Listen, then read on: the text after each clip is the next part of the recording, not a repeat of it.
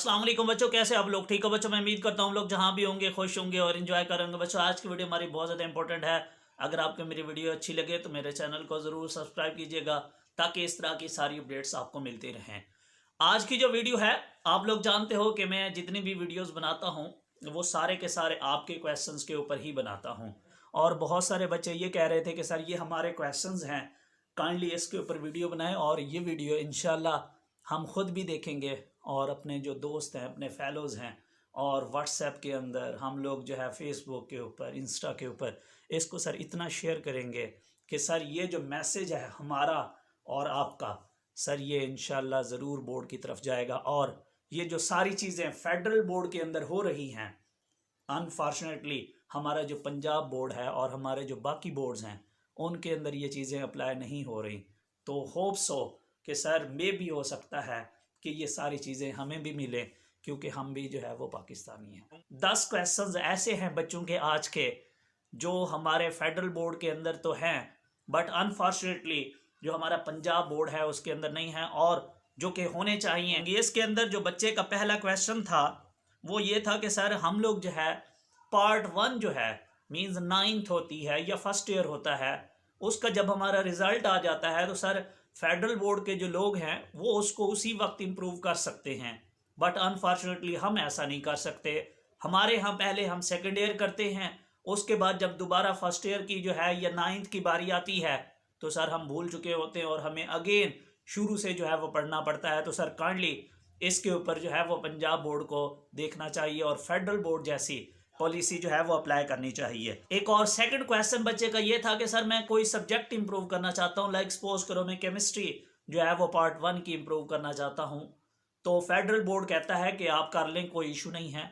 लेकिन जो हमारा पंजाब बोर्ड है वो कहता है पार्ट 1 की केमिस्ट्री इंप्रूव करनी है तो पार्ट 2 की भी साथ आपको करनी पड़ेगी। सर ये तो कोई बात ना हुई। मेरे जो है वो अगर एक पार्ट के अंदर सेकेंड ईयर में मैंने मेहनत करके उसमें अच्छे मार्क्स ले लिए हैं, बट अनफॉर्चुनेटली पार्ट 1 ही मैं इंप्रूव करना चाहता हूं, तो फेडरल बोर्ड जो है वो तो अलाउ करता है, बट अनफॉर्चुनेटली पंजाब बोर्ड ऐसा नहीं करता। तो सर ये भी थोड़ा सा इसके ऊपर देखें। एक और चीज़, जो हमारा फेडरल बोर्ड है उन्होंने अभी रिसेंटली एक नोटिफिकेशन निकाला है कि जो मैट्रिक का बच्चा है अगर उसने आर्ट्स के साथ मैट्रिक किया है तो वो अपनी मर्जी से अब साइंस के अंदर भी जा सकता है, FSC ICS भी कर सकता है। बट अनफॉर्चुनेटली हमारे यहाँ ऐसा नहीं है।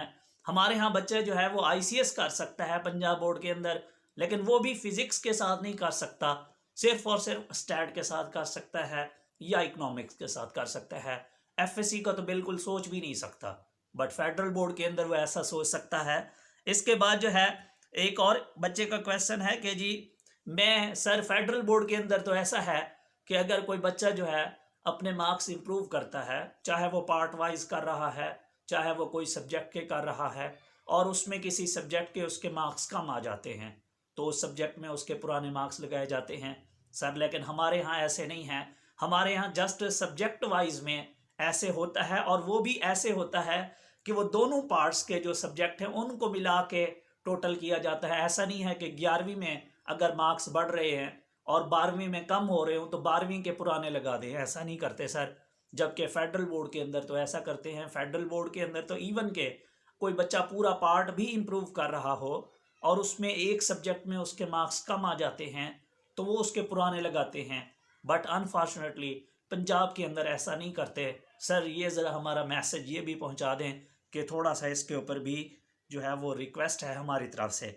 एक और भी था कि जी फेडरल बोर्ड के अंदर सेग्रीगेशन करके बच्चा अपेयर हो सकता है। मींस वो पार्ट 1 जो आपका फर्स्ट एनुअल है उसके अंदर 3 सब्जेक्ट में अपेयर हो जाए, अगले 3 में जो है वो सेकेंड एनुअल में हो जाए। सर लेकिन हमारे यहाँ ऐसा नहीं होता।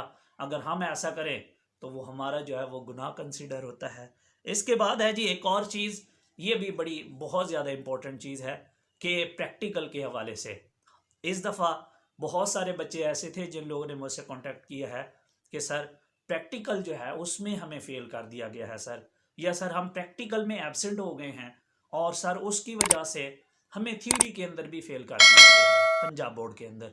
हालांकि फेडरल में ऐसे नहीं है।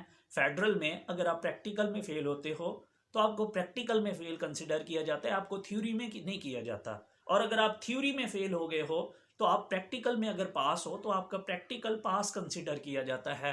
बट अनफॉर्चुनेटली हमारे पंजाब बोर्ड में आप प्रैक्टिकल में फेल हो गए हो या आप थ्योरी में फेल हो गए हो, तो आप दोनों के अंदर जो है वो फेल कंसिडर होते हो, जो कि ऐसे नहीं होना चाहिए। ये बच्चों की डिमांड है जी। एक और क्वेश्चन था बच्चे का कि सर फेडरल बोर्ड के अंदर जब कोई बच्चा जो है वो अपने मार्क्स इंप्रूव करता है तो उसका जो कॉलेज का नेम है वो वही रहता है, वो नहीं ख़त्म होता।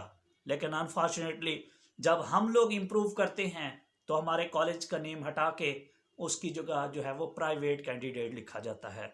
सर ऐसा क्यों है? जो है वो ऐसा नहीं कर सकता कि इम्प्रूवमेंट के ऊपर हमारे जो कॉलेज का नेम है वो वही रहे, वो ना ख़त्म हो। इसके बाद एक और बच्चे का क्वेश्चन है कि सर मैं फेडरल बोर्ड के अंदर तो ऐसे हो जाता है कि कोई बच्चा अपने पार्ट का जो है वो दोनों पार्ट का सपोज करो एडमिशन भेज देता है और वो किसी एक पार्ट के अंदर या कुछ सब्जेक्ट में एब्सेंट हो जाता है, तो लेकिन जिसमें वो अपेयर होता है वो उसको मार्क्स उस सब्जेक्ट के दिए जाते हैं जिसमें वो एब्सेंट हो जाता है, कोई इशू नहीं है। लेकिन सर पंजाब ऐसे नहीं करता। पंजाब कहता है कि अगर आपने कोई पार्ट वाइज अप्लाई किया है दोनों पार्ट के लिए या एक पार्ट के लिए और आप एक सब्जेक्ट में भी इवन के एब्सेंट हो जाते हो तो बाकी जितने भी सब्जेक्ट के आपने पेपर दिए होते हैं उनके भी आपको मार्क्स नहीं मिलते और आपका जो रिज़ल्ट होता है उसके ऊपर लिखा आता है रिज़ल्ट नॉट इम्प्रूव और आपका जो है वो पुराना रिज़ल्ट कंसिडर होता है। सर ऐसा क्यों है हमारे साथ? इसके बाद एक और बच्चे का क्वेश्चन है कि ये अगेन प्रैक्टिकल के हवाले से था जिसके ऊपर मैं बात कर चुका हूँ कि अगर आप प्रैक्टिकल में फ़ेल हो जाते हो तो आपको जो है वो उसमें भी फेल कर दिया जाता है थ्योरी में। और दूसरी चीज़ यहाँ जो इस क्वेश्चन में है बच्चे का बेसिकली कि सर जब हम लोग इम्प्रूवमेंट की तरफ जाते हैं तो जब हम केमिस्ट्री इम्प्रूव करने लगते हैं तो साथ में हमें ये कहा जाता है कि भाई आपने प्रैक्टिकल भी साथ इम्प्रूव करने हैं। सर प्रैक्टिकल में ऑलरेडी इतने अच्छे मार्क्स हैं, हम उनको इम्प्रूव नहीं करना चाहते। फेडरल बोर्ड कहता है कोई इशू नहीं है, आप ना इम्प्रूव करें। इवन के फेडरल बोर्ड तो ये भी कहता है कि आपने अगर अपना प्रैक्टिकल इम्प्रूव करना है तो कर लें, थ्योरी ना करें, कोई मसला नहीं है। लेकिन सर हमारा जो बोर्ड है वो कहता है कि नहीं, आप ऐसा नहीं कर सकते, आपको दोनों चीज़ें जो है वो इकट्ठी इम्प्रूव करनी होंगी। अगर आपने इवन के और अकेले अनफॉर्चुनेटली आप जो है प्रैक्टिकल तो इम्प्रूव कर ही नहीं सकते। आपने जब भी इम्प्रूव करना है थ्योरी करनी है और थ्योरी के ऊपर ये आपके ऊपर फ़र्ज़ है कि आपको प्रैक्टिकल को भी इम्प्रूव करना होगा।